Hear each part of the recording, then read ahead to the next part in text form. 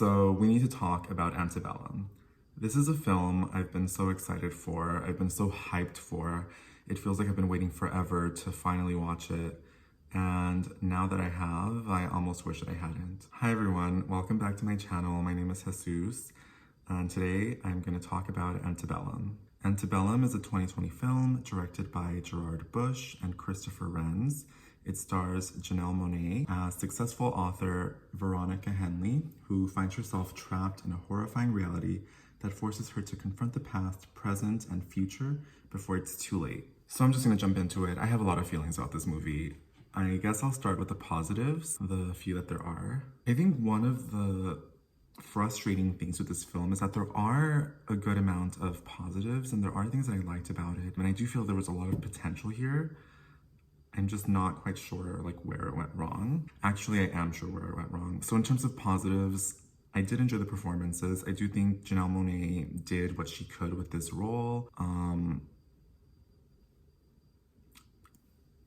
Yeah. Gabrielle Sidibe was a true standout for me. She's in the film very briefly, but she is just so delightful to watch and really brings a lightheartedness to the film. So the film is in 3 acts. The first act is kind of like an extended introduction into the plantation. So there's definitely going to be a lot of torture, suffering, etc. We'll talk about that a little bit later. I did like the second act. It introduces us to Veronica, who's kind of this author, academic, news pundit, who talks a lot about race, racism, diversity, equity, inclusion, and is extremely successful in her field. I think the second act does a good job of showing us glimpses into Veronica's incredible life, right? She has a very successful career, an amazing family, and in many senses, she has made it. But slowly, the second act is taken over by this kind of creepy atmosphere of paranoia. There's a lot of interactions, particularly with white people, that are a little bit off, a little bit creepy, and kind of leaves the viewer in this ambiguous state of wondering if race played a role in that interaction. And I think those instances are done really well and really kind of replicate that experience that Black people and people of color in this country face practically every day, right? Wondering if someone being rude to you, if an off comment, an off interaction, is it based on race or am I imagining it? It really does a good job of building that sense of paranoia that people of color really do deal with every single day. I also thought that there was a lot of potential with Veronica's character in terms of her career and her success.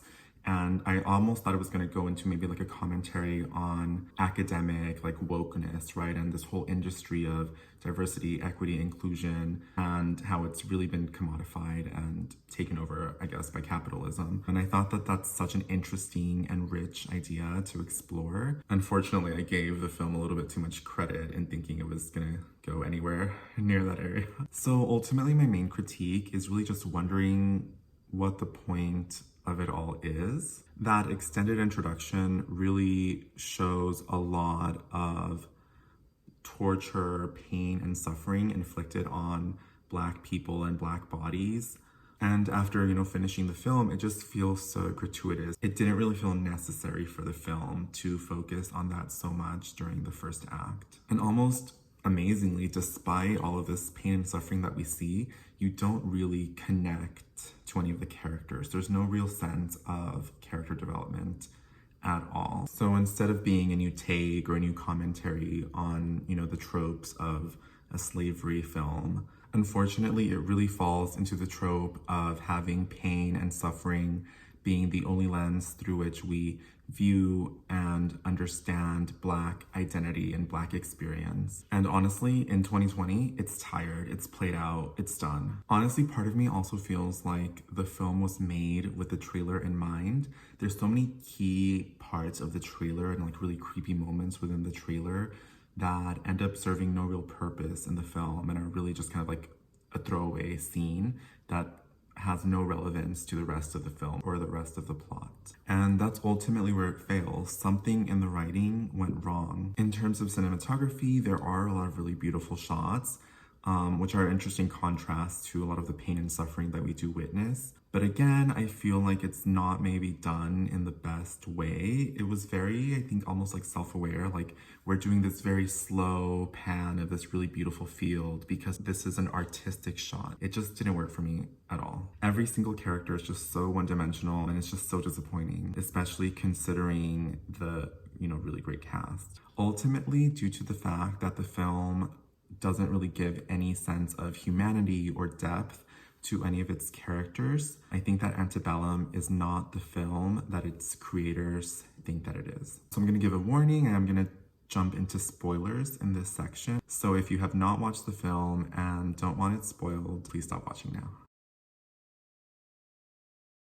So obviously having the twist be that it's all present day, Veronica has been kidnapped and forced into this like present day plantation. It makes the first act maybe make a lot of sense. It makes a lot of that dialogue or maybe lack of dialogue make sense, but at what cost, right? It really, I don't know. I mean, I feel like maybe somebody read the 1619 Project, then watched The Hunt, and was like, you know what would be a really great idea, but ultimately it just doesn't work.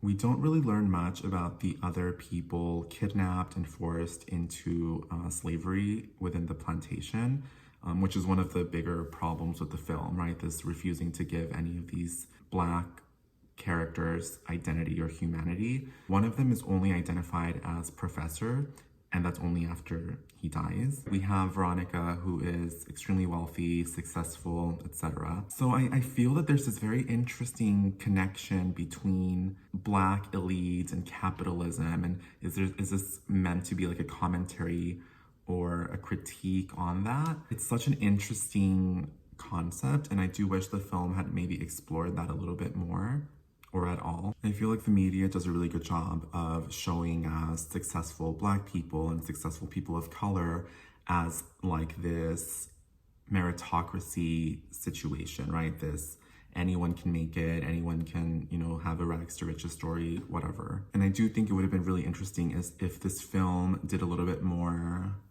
exploring into that concept, and maybe a point that could have been explored is whether these narratives of Black and POC success are, basically used to keep the masses down. And that would in some way kind of connect it to the slavery. So there you go. I'm basically doing the work the writers themselves didn't do to connect these themes within the film. So in terms of score, I would probably have to give Antebellum a 5 out of 10. There is something there. There's definitely a potential, but it just falls completely flat for me. There's some good moments, great performances, but ultimately for me, it just doesn't land at all.